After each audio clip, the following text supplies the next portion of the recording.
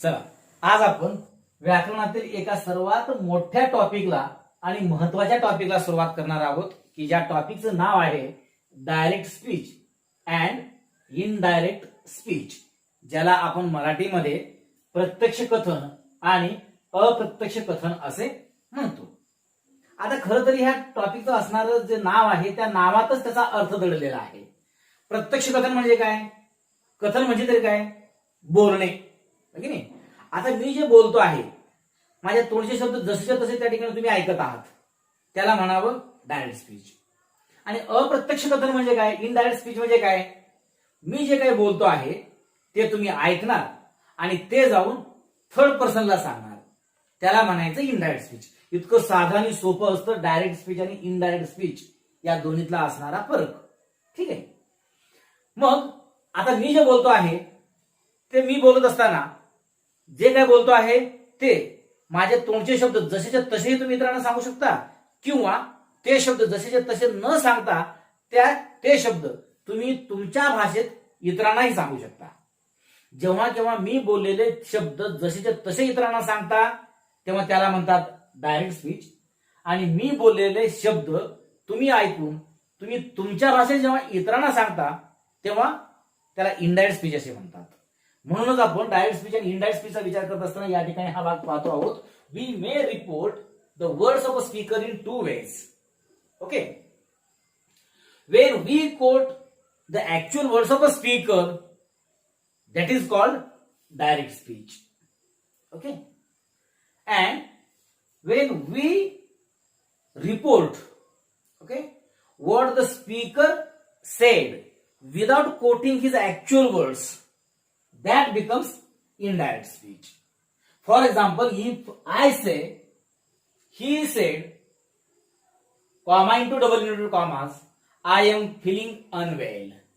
जर मी असं म्हणालो, तो म्हणाला असं म्हणून कॉमा आणि डबल इंटू कॉमा देऊन तो काय म्हणाला हे त्याच्या तोंडचे असणारे शब्द जसेच्या तसे जर या ठिकाणी मी लिहिले, I am feeling unwell. I am feeling म्हणजे हे आय कुणासाठी आहे?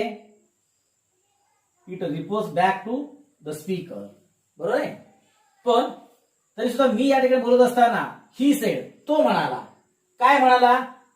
आय एम फिलिंग अनवेल, मला बरं वाटत नाही. पण मी तर सांगत असताना शब्द काय वापरलेले आहेत? मला बरं वाटत नाही.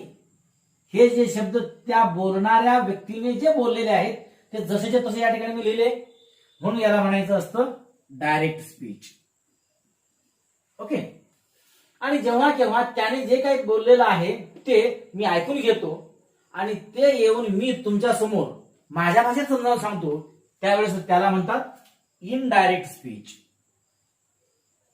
कळलं? उदाहरणार्थ तो काय म्हणाला होता? I am feeling unwell. ते येऊन मी तुमच्या समोर सांगताना मी कसं सांगेन बरं? तो म्हणाला की त्याला बरं वाटत नव्हतं. कळलं? मला बरं वाटत नाही असं तो बोलला माझ्याशी बोलत असताना, मला सांगत असताना. ते मी ऐकलं. ते तुमच्या समोर येऊन सांगताना मी काय म्हणालो? तो म्हणाला की त्याला बरं वाटत नव्हतं. Okay. He was feeling unwell असं मी म्हणालो. जर असं असेल तर त्यास म्हणतात इनडायरेक्ट स्पीच, आणि त्याच्या तोंडचे शब्द जसेचे तसे असणार असतील तर त्याला म्हणतात डायरेक्ट स्पीच.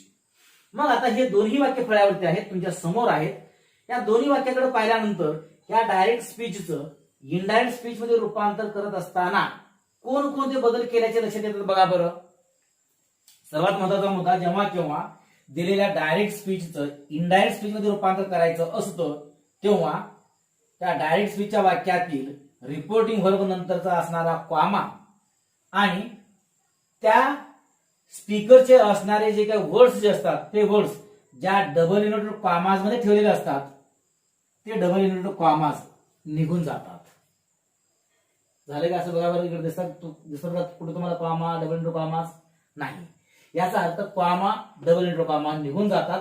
हा पहिला मुद्दा.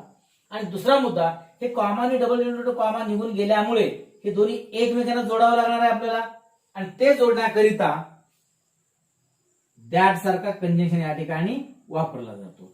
अर्थात हा जो कंजंक्शन आहे हा कंजंक्शन कधी दॅट असेल तर कधी इफ असेल तर कधी वेदर असेल तर कधी एखादा डब्ल्यूएच वर्ड असेल. तो कोणता असतो केव्हा असतो, कसा असतो, हे आपण ज्या त्या वाक्यांचे असणारे प्रकार आणि त्या त्या प्रकारच्या असणाऱ्या वाक्यांचं इनडायरेक्ट मध्ये रूपांतर करत असताना होणारे बदल हे समजून घेत असताना आपण समजून घेऊयात. तुर्तास एवढं लक्षात ठेवायचं आहे, ह्या डायरेक्ट स्पीचचं इनडायरेक्ट स्पीच मध्ये रूपांतर करत असताना कॉमा, डबल इंटरव्यू कॉमा निघून जाणार, एखादा कंजंक्शन येणार.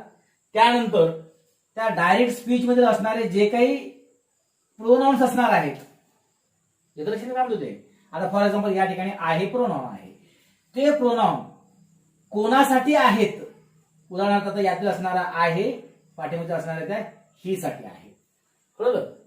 मग हे प्रोनाउन ते कोणासाठी वापरलेले आहेत, त्या पर्सन मध्ये रूपांतरित होतात.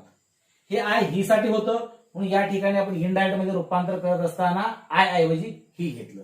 हाय म्हणता झाला, म्हणजे काय झालं, कॉमा जातो, डबल इंटू कॉमा निघून जातात आणि कंजंक्शन म्हणून त्या ठिकाणी दॅट, इफ जे काय असतील ते अशा पद्धतीने असणारे कंजंक्शन येतात. त्यानंतर मूळ वाक्य जर समजा प्रेझेंट टेन्स मध्ये असणार असेल तर रूपांतरित वाक्य तुमचं पास्ट टेन्स मध्ये असतं. लक्षात आलं. म्हणजे या ठिकाणचं जे वाक्य आहे ते आहे प्रेझेंट कंटिन्युअस टेन्स मध्ये आणि त्याचं इनडायरेक्ट मध्ये रूपांतर करत असताना कोणत्या काळामध्ये झालेलं आहे, तर पास्ट कंटिन्युअस टेन्स. ठीक आहे. तर अशा पद्धतीने दिलेल्या डायरेक्ट स्पीचचं इनडायरेक्ट स्पीच मध्ये रूपांतर करत असताना कोणकोणते बदल होतात आणि काय काय होतात ते आता आपण समजून घेणार आहोत. पण हे समजून घेत असताना यापूर्वीच्या व्हिडिओमध्ये आपण काइंड्स ऑफ सेंटेन्सेस बघितलेत की नाही. किती आहेत बरं ते, एकूण 4. कुठले कुठले, assertive sentences, imperative sentences, interrogative sentences आणि एक्सक्लेमेटरी सेंटेन्सेस. त्या 4 प्रकारांपैकी पहिल्यांदा आपण जे काही नियम पाहणार आहोत ते सर्वचे सर्व अर्थातच असर्टिव्ह सेंटेन्सेस साठी लागू होणारे पाहणार आहोत. लक्षात आलं. मग असर्टिव्ह सेंटेन्सेस साठी लागू होणारे जे नियम आहेत ते नियम पाहत असताना बाकीच्याही काही गोष्टी आहेत. उदाहरणार्थ आता सांगितल्या पद्धतीने काळात होणारा जो बदल आहे तो असेल, आणि फक्त काळात होणारा बदल एवढाच आहे का या ठिकाणी, डायरेक्टचं इनडायरेक्ट मध्ये रूपांतर करत असताना फक्त काळातच बदल करतात का, तर नाही, काळात बदल होतात. त्यानंतर adverb of time, adverb of time असेल, प्लेस असेल, हे जे वर्ड्स आहेत फॉर एक्झाम्पल नाऊ असेल, त्यानंतर दिस असेल, दॅट असेल, त्यानंतर यस्टरडे असेल, टुडे असेल, असे जे शब्द जे आहेत त्याही शब्दांचं इंडायरेक्ट मध्ये रूपांतर करत असताना वेगवेगळ्या शब्दांमध्ये रूपांतर करावं लागतं, तेही आपण पाहणार आहोत. पण प्रथमतः आपण पाहणार आहोत डायरेक्ट स्पीच मध्ये असणारं काळ इनडायरेक्ट स्पीच मध्ये रूपांतरित करत असताना कशा पद्धतीने बदलतं. थोडक्यात काळात होणारे जे बदल जे आहेत ते बदल आपण पहिल्यांदा पाहूयात आणि त्यानंतर मग पुढील टेबलकडे जाऊयात. आता काळामध्ये होणारे जे बदल जे आहेत ते डायरेक्ट स्पीच मध्ये कोणत्या प्रकारचा काळ असणार असेल तर त्याचं इनडायरेक्ट स्पीच मध्ये रूपांतर करत असताना कोणत्या काळामध्ये वाक्य रूपांतरित होतं हा तक्ता तुमच्या समोर आहे, काळजीपूर्वक बघून घ्यायचं. जर दिलेलं वाक्य हे सिंपल प्रेझेंट टेन्स मध्ये असणार असेल तर त्या वाक्याचे इनडायरेक्ट स्पीच मध्ये रूपांतर करत असताना ते सिंपल पास्ट टेन्स मध्ये रूपांतरित होतं. ओके, एक छोटंसं वाक्य सांगू म्हणजे तुमच्या लक्षात येईल. जर का मी असं म्हणालो he said, okay, comma into double into comma, I am a teacher. Okay, मग या प्रकारच्या वाक्याचं इनडायरेक्ट मध्ये रूपांतर करत असताना कसं होणार आहे, ही said that he was a teacher. यापूर्वी आपण जे काय पाहिलेलं आहे म्हणजे त्याच पद्धतीने झालं की नाही पहा, कॉमा, डबल इंटू कॉमास याही ठिकाणी गेले निघून, बरोबर आहे. त्यानंतर दोन्ही एकमेकांना जोडण्यासाठी दॅट या कंजंक्शनचा वापर केला गेला. या ठिकाणी ही आला कारण हा जो आय आहे तो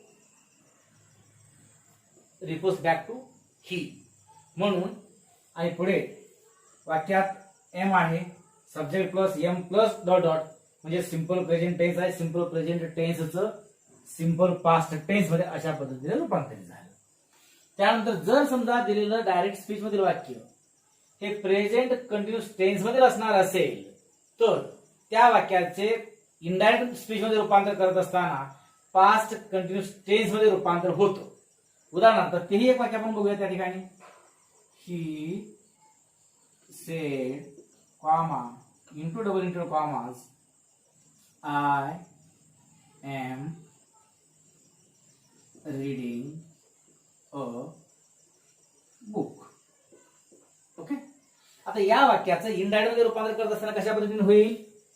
ही सेड दॅट झालं. कॉमा डबल इंटू कॉमा लिहून गेले. दॅट कंजंक्शन आलं. त्यानंतर हे आय आहे कोणासाठी ही साठी म्हणून काय होणार ही. आता पास्ट कंटिन्युअस टेन्स नंतर रचना कशी असणार आहे. He was reading a book. आलं लक्षात. अशा पद्धतीने प्रेझेंट टेन्स मध्ये असणाऱ्या या दोन उपकाळांचा या ठिकाणी विचार झाला. त्यानंतर प्रेझेंट परफेक्ट टेन्स मध्ये जर असणार असेल वाक्य डायरेक्ट स्पीच मधील तर त्या डायरेक्ट स्पीच मधील वाक्याचं इनडायरेक्ट स्पीच मध्ये रूपांतर करत असताना पास्ट परफेक्ट टेन्स मध्ये रूपांतर होईल. त्याचं एक आपण उदाहरण या ठिकाणी बघूयात.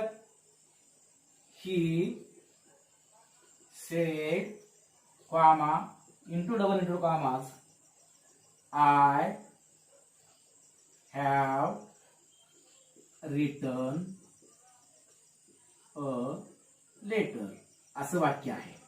ठीक आहे. मग याचं इनडायरेक्ट मध्ये रूपांतर होताना कशा पद्धतीने होईल. He said that. Okay. He had return अ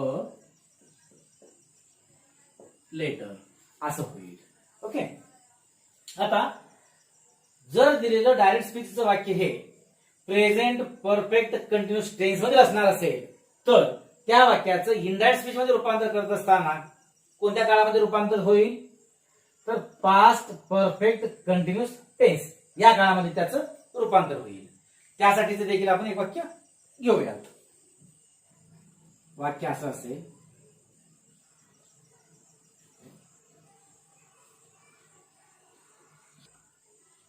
ही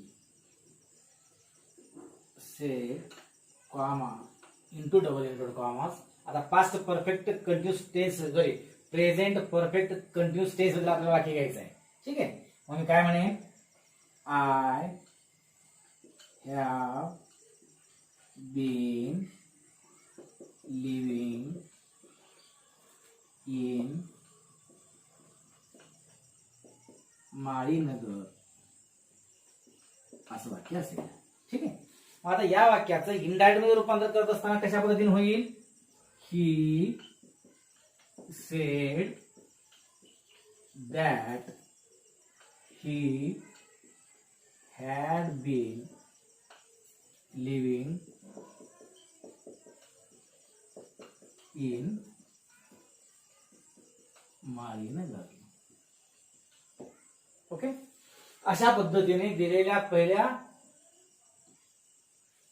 4 काळांचा आपण विचार केला. जर समजा या 4 काळातील वाक्य असणार असेल डायरेक्ट स्पीच मध्ये तर त्या वाक्याचं इनडायरेक्ट मध्ये रूपांतर करत असताना कोणकोणत्या काळामध्ये रूपांतर होतात हे आपण बघितलं.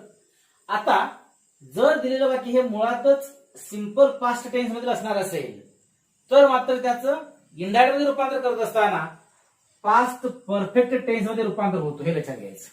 उदाहरणार्थ जर मी असं म्हणालो he said okay comma into double into commas I like the movie असं वाक्य आहे.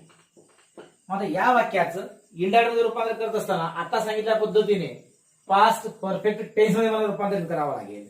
म्हणून काय होणार मग. ही said that he had like had liked the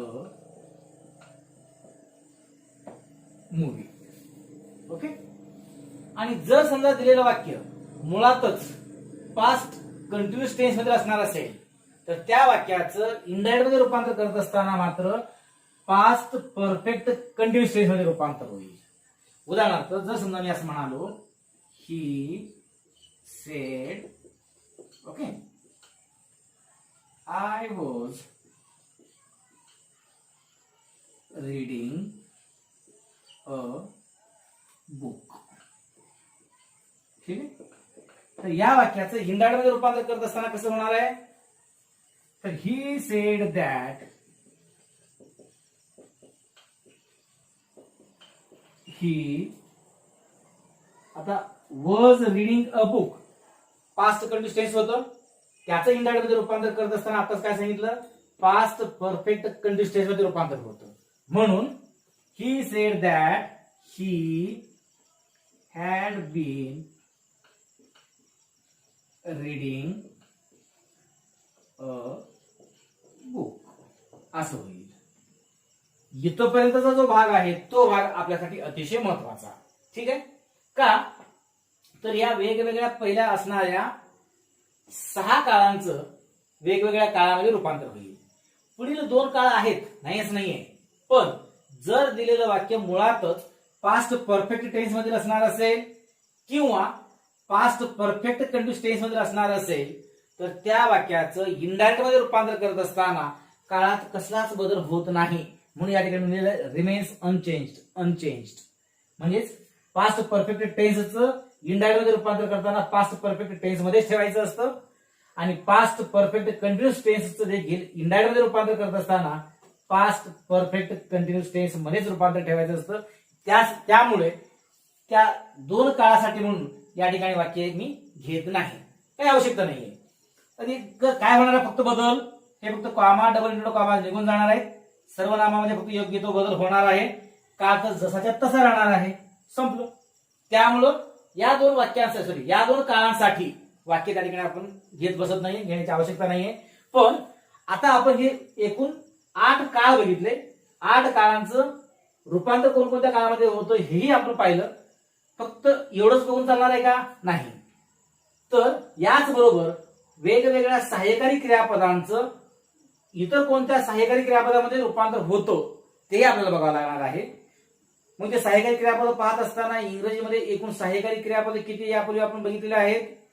तर सहाय्यकारी क्रियापद टोटल तशी आहेत 24. पण शक्यतो आपण त्यातील फक्त 20चाच वापर करतो, कारण use to, need to, dare to आणि ऑट टू चा वापर क्वचितच होतो. ठीक आहे. त्यामुळे या असणाऱ्या 20 सहाय्यकारी क्रियापदांचा इनडायरेक्ट मध्ये रूपांतर करत असताना कशा पद्धतीने रूपांतर होतो हे आपल्याला बघायचं आहे. ठीक आहे. आता सहाय्यकारी क्रियापदांमध्ये होणारे जे बदल आहेत तेही बदल या ठिकाणी आपण समजून घेऊयात. ओके. जर दिलेल्या डायरेक्ट स्पीचच्या वाक्यामध्ये एम किंवा इज चा वापर असणार असेल तर त्याचे इनडायरेक्ट मध्ये रूपांतर करत असताना वॉज मध्ये रूपांतर होतं आणि करावं. जर दिलेल्या डायरेक्ट स्पीचच्या वाक्यामध्ये आर चा वापर असेल तर इनडायरेक्ट मध्ये रूपांतर करताना ते वर मध्ये रूपांतरित करावं. जर दिलेल्या वाक्यामध्ये मुळातच वॉज किंवा वर या दोहोपैकी कोणताही एखादा हेल्पिंग वर्ब असणार असेल तर त्याचे इनडायरेक्ट मध्ये रूपांतर करत असताना हॅड बीन मध्ये रूपांतर करावं. ओके. त्याचबरोबर जर दिलेल्या डायरेक्ट स्पीच मध्ये डू किंवा डज या सहाय्यकारी क्रियापदांचा वापर असणार असेल तर इनडायरेक्ट मध्ये रूपांतर करत असताना त्याचे रूपांतर डीड मध्ये करावं आणि करतात. जर हॅव किंवा हॅज या सहाय्यकारी क्रियापदांचा वापर डायरेक्ट स्पीच मध्ये केला गेला असेल तर त्याचे इनडायरेक्ट स्पीच मध्ये रूपांतर करत असताना हॅड मध्ये ते रूपांतरित करावेत. त्याचप्रमाणे हे 1, 2, 3, 4 इथपर्यंत जे सहाय्यकारी क्रियापद आपण पाहिले की नाही, हे सर्व सहाय्यकारी क्रियापद आहेत. यांना आपण प्रायमरी ऑक्झिलियरीज असंही म्हणतो बरं का. ओके. आता हे का सांगितलं आवर्जून मी, तर क्रमांक 5 पासून सुरू होणारे हे पुढील जे सहाय्यकारी क्रियापद, ही सर्व पुढील सहाय्यकारी क्रियापद मोडल ऑक्झिलिअरीज आहेत. मग त्या मोडल ऑक्झिलिअरींपैकी जर कॅन असेल तर त्याचं रूपांतर कुड मध्ये करावं, मे असेल तर माइट मध्ये करावं, शॅल किंवा विल असेल तर त्याचं रूपांतर वुड मध्ये करावं, आणि मस्ट जर असेल दिलेल्या वाक्यामध्ये सहाय्यकारी क्रियापद मोडल ऑक्झिलिअरी तर इनडायरेक्ट मध्ये रूपांतर करत असताना त्या मस्टचे हॅड टू मध्ये रूपांतर करतात आणि करावं. ओके, अशा पद्धतीने दिलेल्या डायरेक्ट स्पीच मधील या सर्व सहाय्यकारी क्रियापदांचे इनडायरेक्ट मध्ये रूपांतर करत असताना अशा प्रकारच्या सहाय्यकारी क्रियापदांमध्ये रूपांतर करतात आणि करावं. ओके, त्यानंतर फक्त हे सहाय्यकारी क्रियापदच नव्हे तर काही स्थलवाचक व कालवाचक क्रियाविशेषणे व अन्य काही शब्द असतात की अशा त्या शब्दांमध्ये काय नक्की बदल होतात ते आपण समजून घेऊयात. उदाहरणार्थ, जर दिलेल्या वाक्यामध्ये दिसचा वापर असेल तर इनडायरेक्ट मध्ये रूपांतर करत असताना त्याचे दॅट मध्ये रूपांतर करावं. ओके, जर हेरचा वापर असेल तर इनडायरेक्ट मध्ये रूपांतर करत असताना त्याचे देर मध्ये रूपांतर करावं. डायरेक्ट स्पीच मध्ये जर बीज असेल तर इनडायरेक्ट मध्ये रूपांतर करत असताना त्याचे दोज मध्ये रूपांतर करावं. जुना जो शब्द जो आहे ज्याला आपण आर्केइक वर्ड असं म्हणतो तो म्हणजेच हिदर. हिदर म्हणजे दुसरं तिसरं काय नसून आताच्या असलेल्या आपल्या या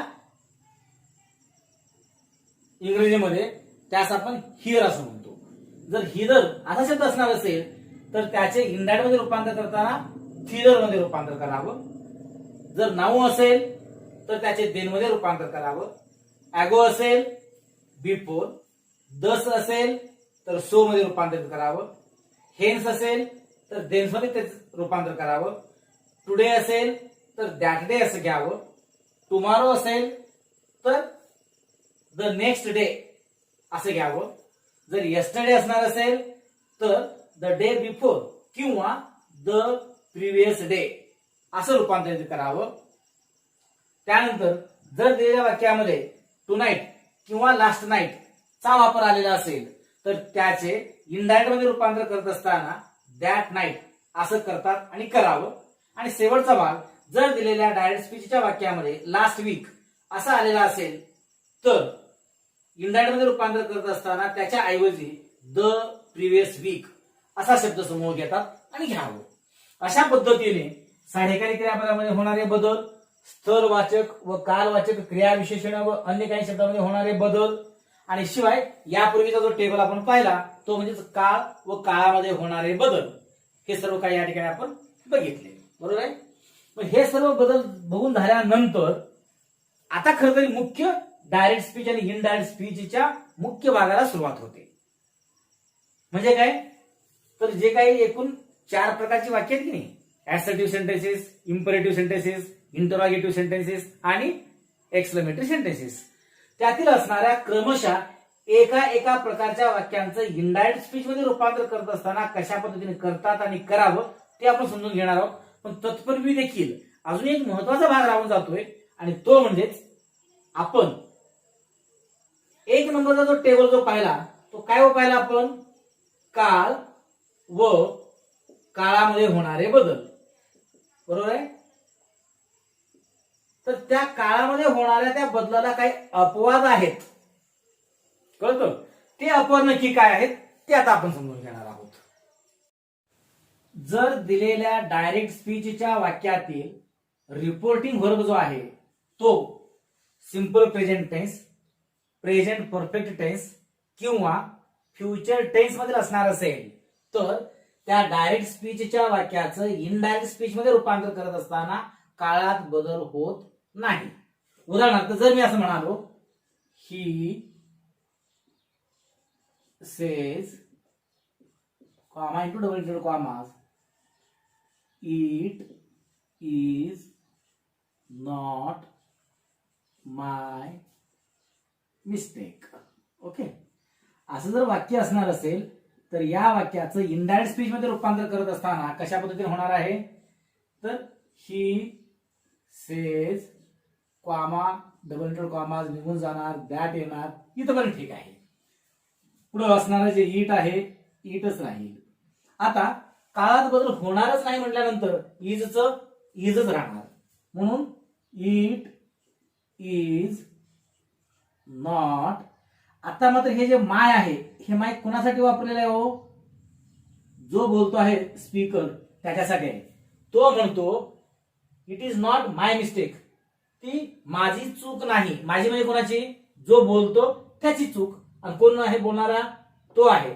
म्हणून या मायचं रूपांतर होणार थर्ड पर्सन पॉझेसिव्ह प्रोनाउन हिज.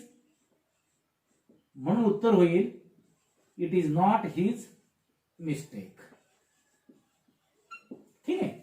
त्याचप्रमाणे जर दिलेल्या डायरेक्ट स्पीच मधील रिपोर्टिंग वर्ब हा प्रेझेंट परफेक्ट टेन्स मध्ये असणार असेल तरीही काळामध्ये बदल होणार नाहीये. उदाहरणार्थ he has sed comma into double into commas I am reading a novel. Okay, असं वाक्य आहे. आता या वाक्याचं इनडायरेक्ट स्पीच मध्ये रूपांतर करत असताना कशा पद्धतीने होईल? ही हॅज सेड दॅट ही. हे आयचं ही का केलं तर इट रिफर्स बॅक टू ही. म्हणून या ठिकाणी केलं आयचं ही मध्ये रूपांतर. आय नंतर एम होतं पण ही नंतर काय येणार? इज. म्हणून घेतलं इज, कारण काळ तोच राहणार आहे.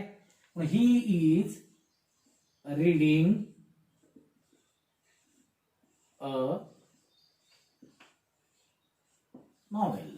ओके, आता काय करूयात आपण? फ्युचर टेन्स मध्ये असणारा एक रिपोर्टिंग वर्ब घेऊयात आणि एक वाक्य बघूयात. उदाहरणार्थ he will say comma into double into commas I will help my neighbors.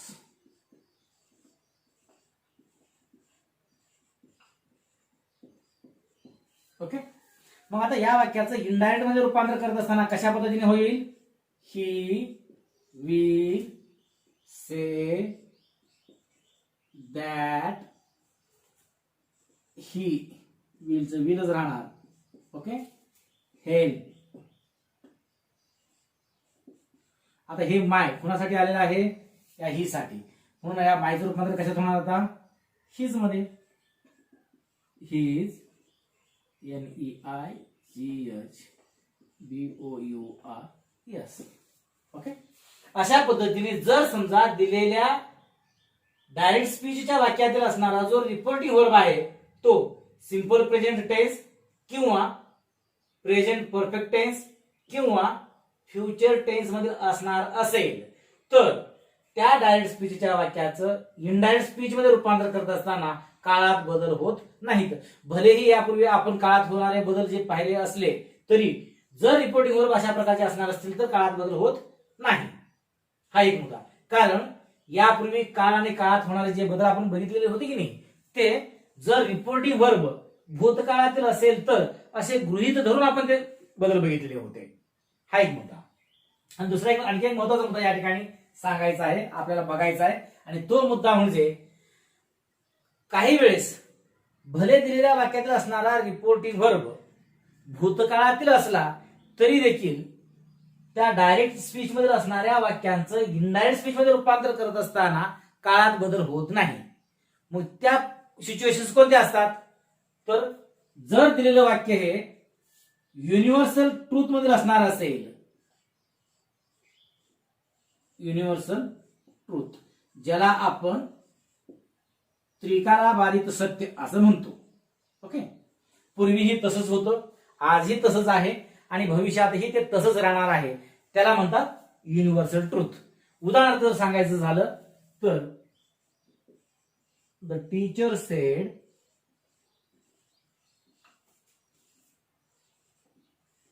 comma into double into commas the earth is except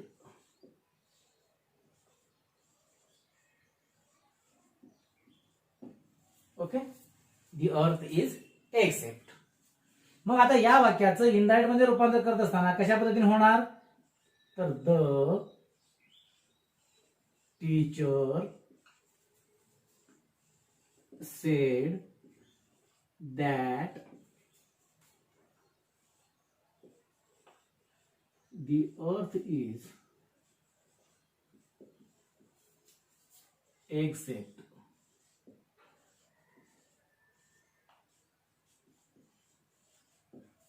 समजलं?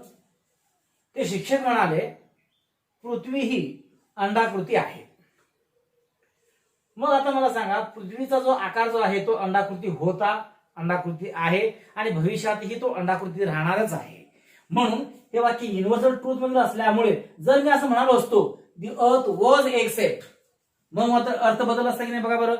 पृथ्वी ही अंडाकृती होती, मग आता काय ती चौकोनी झाली का, असा प्रश्न पडेल की नाही. म्हणून अशा प्रकारच्या वाक्याचा काळ बदलायचा नसतो की जी वाक्य युनिव्हर्सल ट्रूथ या प्रकारातील असतात. अजून एक उदाहरण पाहूयात म्हणजे लक्षात येईल तुमच्या. He said, okay, the sun sets in the west. ठीक आहे. काय वाक्य, तो म्हणाला सूर्य पश्चिमेला मावळतो. बरोबर आहे. म्हणजे हा सूर्य पूर्वीही पश्चिमेला मावळत होता, आजही तो पश्चिमेला मावळतोय आणि भविष्यातही तो पश्चिमेलाच मावळत राहणार आहे. म्हणून हेही वाक्य झालं युनिव्हर्सल ट्रूथ या प्रकारातील. म्हणून याही वाक्याचं इनडायरेक्ट स्पीच मध्ये रूपांतर करत असताना भलेही हा रिपोर्टिंग व्हर्ब भूतकाळातील असला तरी देखील पुढील या डायरेक्ट स्पीच मधील असणाऱ्या वाक्यांचं इनडायरेक्ट मध्ये रूपांतर करताना काळात बदल होणार नाही. म्हणजे उत्तर कसं होईल, he sed that, okay, the sun sets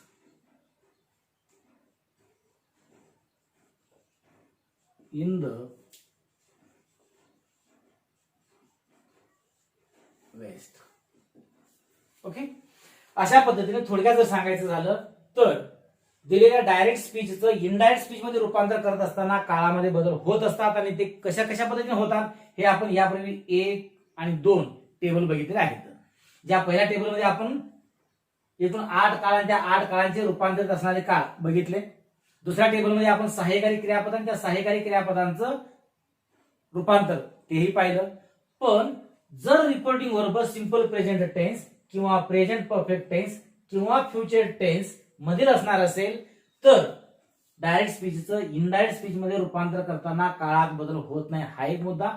आणि दुसरा त्याच्या पुढचा मुद्दा, भलेही दिलेल्या वाक्यातील असणारा रिपोर्टिंग वर्ब भूतकाळातील असला तरी देखील जर त्या डायरेक्ट स्पीच मध्ये असणारं वाक्य हे युनिव्हर्सल ट्रूथ या प्रकारातील असणार असेल तरीही त्या वाक्याचं इनडायरेक्ट मध्ये रूपांतर करताना काळात बदल होत नाही. एवढे नियम परफेक्ट लक्षात ठेवायचे आहेत. आणि त्यानंतर महत्वाच्या असणाऱ्या आपण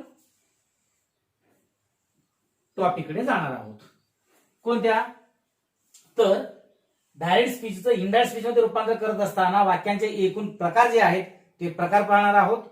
त्यानंतर त्या प्रकारांपैकी एका प्रकाराचं इनडायरेक्ट स्पीच मध्ये रूपांतर करताना कशा पद्धतीने करतात आणि करावं ते आपण डिटेलमध्ये घेणार आहोत, अर्थातच यानंतरच्या असणाऱ्या व्हिडिओमध्ये.